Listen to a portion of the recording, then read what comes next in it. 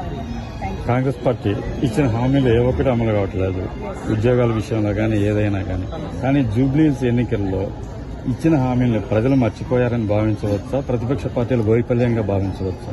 అంటే ప్రధానంగా ఒకటండి, జనరల్ గా రూలింగ్ పార్టీకి ఉప ఎన్నికలలో ఎప్పుడైనా జనరల్ ఒక అడ్వాంటేజ్ ఉంటుందని చెప్తారు. కానీ దానికి కూడా మనము డిఫరెంట్ సంఘటనలు చూడడం జరిగింది ఇదివరకు. ఇవాళ జూబ్లీహిల్స్ లో జరిగింది నేను అనుకోవడం అయితే, ఒక పక్క కాంగ్రెస్ పార్టీ మీద కోపం ఉన్నప్పుడు ఇప్పుడు గ్రామాల్లో మీరు ఎవరినన్నా అడగండి, ఏ ఒక్క పథకం రావట్లేదు, పెన్షన్ పెరగట్లేదు, మహిళలకు 2500 ఇస్తామన్నారు ఇవ్వడం లేదు, వికలాంగులకు పెన్షన్ పెంచుతామన్నారు పెన్షన్ పెంచడం లేదు, 6 గ్యారెంటీలో ఏ ఒక్కటి అమలు అవ్వడం లేదు.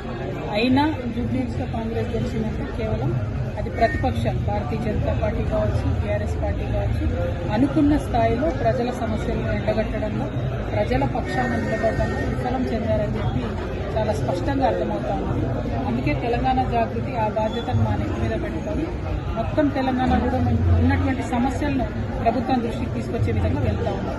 బలంగా ప్రజల మధ్యలో నిలబడి ప్రజలకు ఇచ్చిన 6 గ్యారెంటీలు ఏమైనా ఎందుకు వస్తలేదు, 200 యూనిట్లు కరెంట్ అన్నారు, గ్యాస్ బండ్ అన్నారు, ఏది కూడా రాని పరిస్థితి.